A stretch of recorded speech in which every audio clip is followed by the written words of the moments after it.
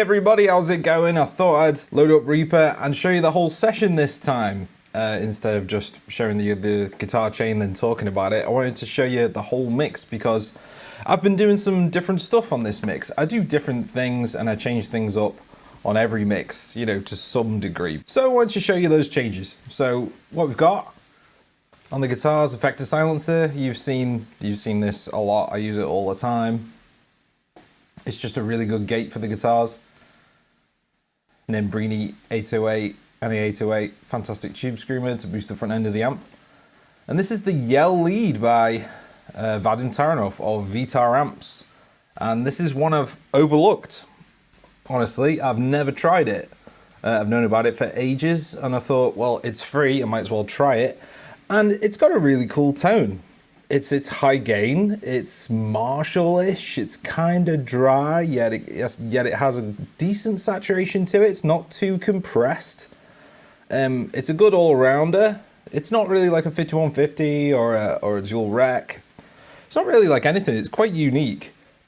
It is based on a real amp, the Yell 100, and I know nothing about that amp, so I just went in cold and I just started tweaking, and these are the settings I came up with. And then I loaded up Pulse, and I wanted to do things a fair bit differently. I loaded up Red Giant, which is usually not my go-to starting point. I usually start with the Barefoot pack, honestly, because it's a V30, and Res Barefoot 1, Res Barefoot 7 are usually my go-tos because they have a good all-round sound that works with most amps. But I wanted to do things differently, so I loaded up Red Giant, and I've got Red Giant 6, and then I wanted to blend with the Psycho pack just to try things a bit different. The Red Back Celestian speaker, which these are captured from, is a fairly flat speaker, and it's a very unique tone. It's very aggressive, just like the V30, but it is a different kind of sound. But I found just the Red Giant on its own, it was a little bit, you know, a little bit dull, so to speak. Not very dull, just a little bit dull, so I wanted to get something a bit hairy on there, so I loaded up the Psycho pack. So if you do have a sound that's a little bit flat, maybe a little bit too modern for you, and you do want some scoop in there, instead of reaching for your mid control, maybe load up Psycho X and blend that in as just a good way to EQ the whole thing. So got some post EQ, you've seen this a million times. A little bit different on the next guitar. All these settings are the same on these plugins. The amp settings are the same.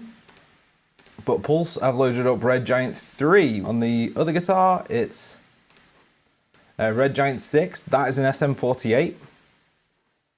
And Red Giant 3 is a B906. Both dynamic mics, both sound very good, but they've got a very different kind of low end to them. So the best way to get a wide mix, and I do this on every mix, is to use different sounds either side. Some people do that by EQing each side differently, or they'll do it, you know, maybe they use a different amp, different guitar. I like to use all the same stuff for convenience, but I just change out the IR to something different, but not too different, just to make it sound a bit wider.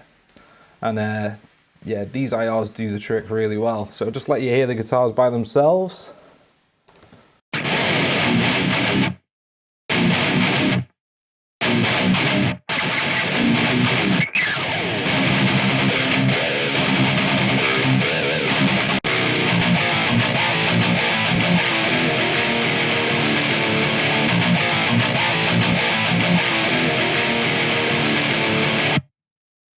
Yeah, when you've got two different tones either side like that, I mean, it's the same amp, you know, it's the same EQ, but if you've got two guitars that are different enough from each other, they'll sound a bit wider. If I just make both of these Red Giant 6, you'll hear a little bit of a difference. It'll sound a bit more mono.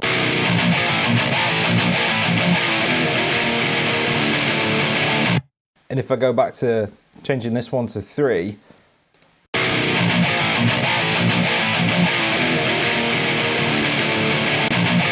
like, to me, that just sounds different enough to make the mix sound a bit wider. Loads of people do that kind of thing. They use different sounds either side to get a wider mix. Instead of reaching for a stereo enhancer, just do that.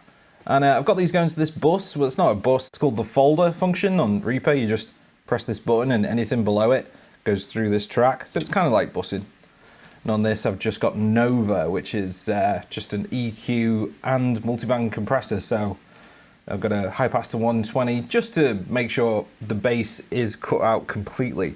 I've noticed with Reaper's stock EQ, it doesn't quite, I mean it does, but it doesn't quite get rid of all the low end.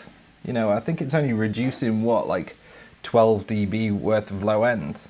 Whereas on, you know, other premium plugins like FabFilter, Pro Q and things like that, I think it reduces more dB. Could be wrong. So on Nova, I'm just reducing, you know, I'm doing a further high pass to 120 and I can kind of hear a difference. So if I just solo out the guitars, so I've got the EQs on both these guitars going through this EQ as well. If I just get rid of the high pass a second,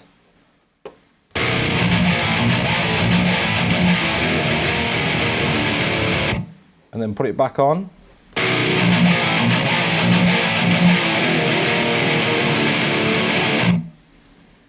I think that's just a cleaner mix for sure, and it gets rid of all that low end I don't need. And a high pass to 120 just to keep things as tight as possible. Some people high pass to only about 80, 90 hertz. I don't find that works for me for where the low end is sitting on my mixes. I think it tends to sit a bit higher, like my bass guitar, I don't know, hopefully is around 80 hertz, and a little bit higher than that towards 100. The kick drum, I like to have it quite low, around 40, 50, 60. It just depends. Depends on the kick, really. Depends on the sound. And here,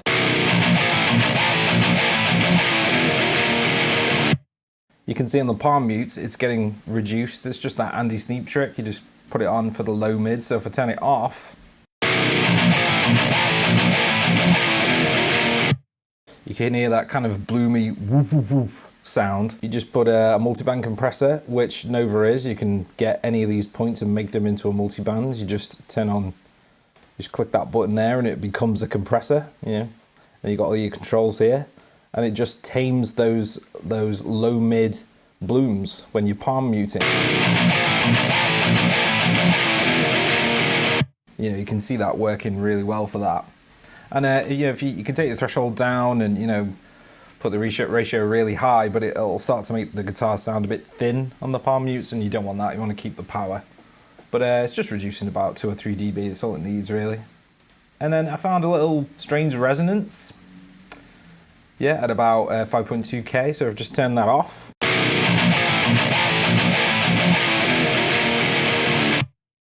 Then back on.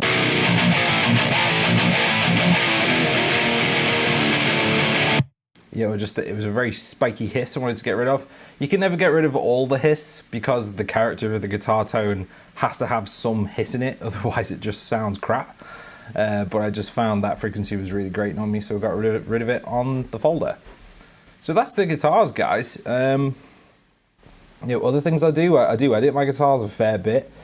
I like to keep it kind of raw, but there will be bits which I edit out or put bits in. There's little scrapey bits here. So that's just a little comp. I mean, you can't really tell in the mix at all.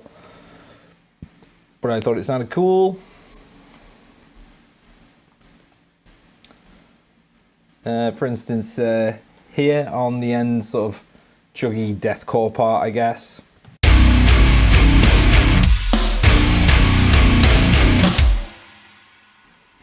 What I found was this bit was out of time here, so you see there's a chunk here. I just chopped this bit out because it was in better timing on it, and I put it here. You know, don't be afraid to edit your guitars, guys, because you can be a purist and not edit anything, but that's just ridiculous. I mean, you wouldn't watch a film that's unedited, would you? And editing's been around since God knows when, you know, like 100 years. So, you know, don't be afraid, guys. Whatever works for the mix, but you know, try and make it sound natural, because you know, metal can be pretty clinical, especially these days. Try and leave some wildness in it.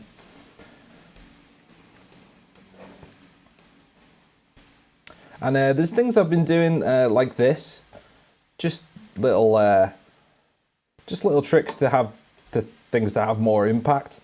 On the beatdown bit, I've got these bass booms. That's a sample I picked up a long time ago. You guys have seen this before. It's basically like an 808 like sub drop type thing. It's a synthetic bass. And if you put those in, if I just turn it off,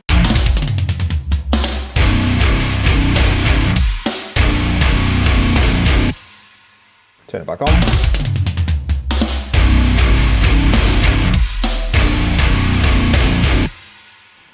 You know, I've got this quite kind of conservative in the mix. You know, deathcore bands and metalcore bands can really put those really high in the mix, and it can be very obvious and over the top.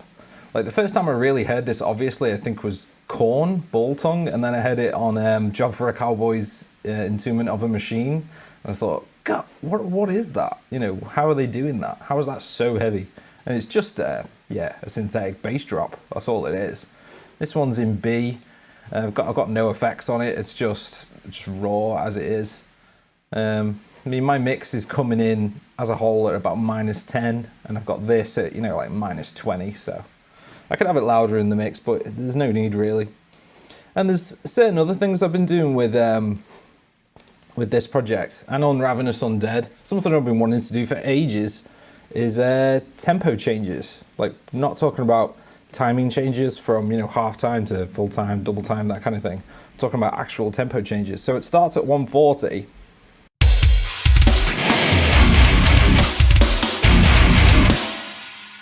And when we get to this bit,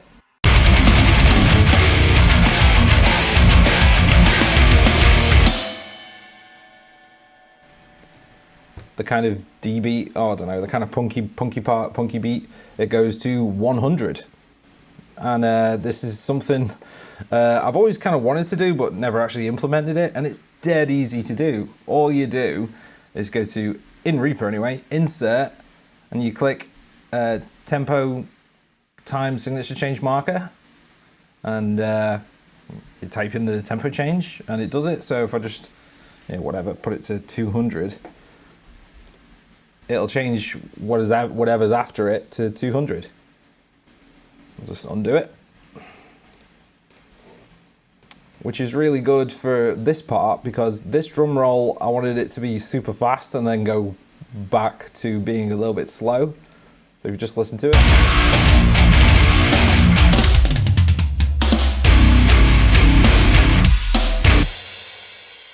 Yeah, so when that beatdown part comes in, it just sounds slower and heavier and more doomy coming in from this fast roll.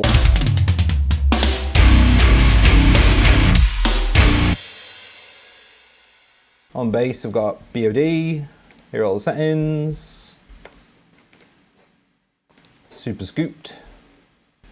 Then we've got a parallel track, it's the exact same performance copied below. I've got the Guitar Sans Amp copy, which is No Amp by Mockafix, sounds great. There's the EQ, just kind of EQ'd like a guitar, lots of mids in there, heavily distorted. Comp just to keep things, it's not really working much, but it does the job. Just hear the bass.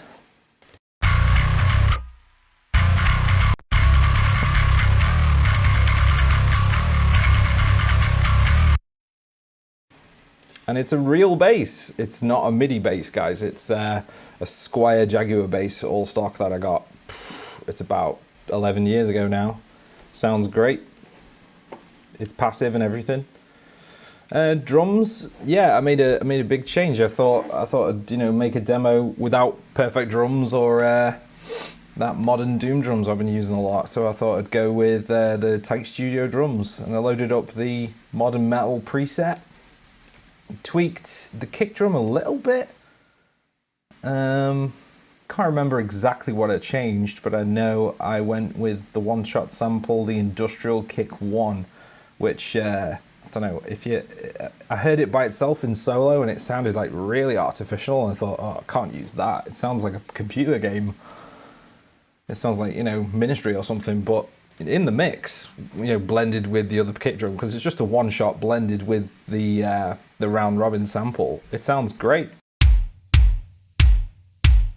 Sounds fairly natural in the mix, and the snare is probably my new favorite snare. I mean, it just sounds fantastic. Again, Tight Studio Drums by Ugatone. I think they have this on sale for $10. They're basically giving it away. This is one of the best drum libraries out there if you're doing like rock and stuff. And it's got some cool metal presets as well, you know, obviously. And yeah, fair bit of changes here. The tuning's quite low. The comp is really cranked. Effects is like reverb and stuff like that. No one-shot sample on it. Just, I mean, a proper cracking, awesome snare, this. And it's really well round robin, this whole kit. Nice china. EQ, I do this on every kit. I take out some 400 just to get rid of the cloudiness. I don't call it boxiness, I call it cloudiness. It just kind of clouds up the drums a bit. It kind of sounds like not a cool sound. Taking out some 160 and tightening the kit a little bit. A little shelf at 45. And the cymbals on the Ugatone stuff they're not nice. just in a good way, you know. They're pretty aggressive. So I've, you know, taken out a couple of dB at 5K and a couple of dB at like 10K.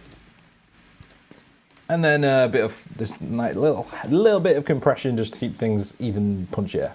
No lead guitar on this. I was going to do some lead guitar, but I just left it.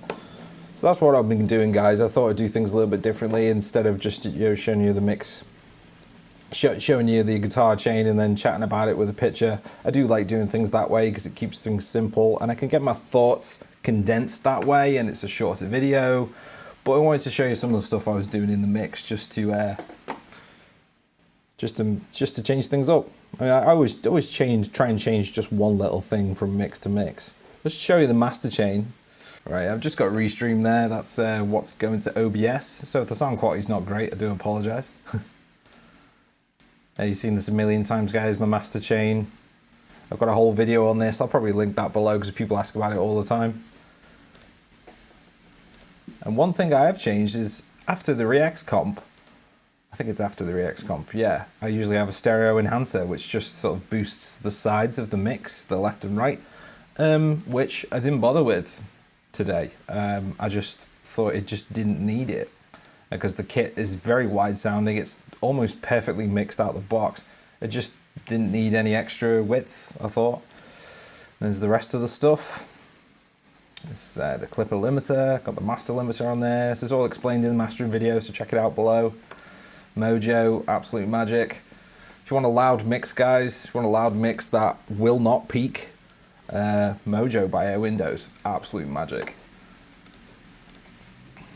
So yeah, that's about it, guys. I've been in, you know, old school death metal mode for ages, so I really wanted to blast something out that was a bit more modern, pretty different. I didn't want to use a V30, and you know, since I've been talking about old school death metal, thanks to everyone that checked out the EP. I really appreciate it. It's had a really good reaction so far, and the people who bought it, cheers. If you've not heard it, I've linked it below. Check it out.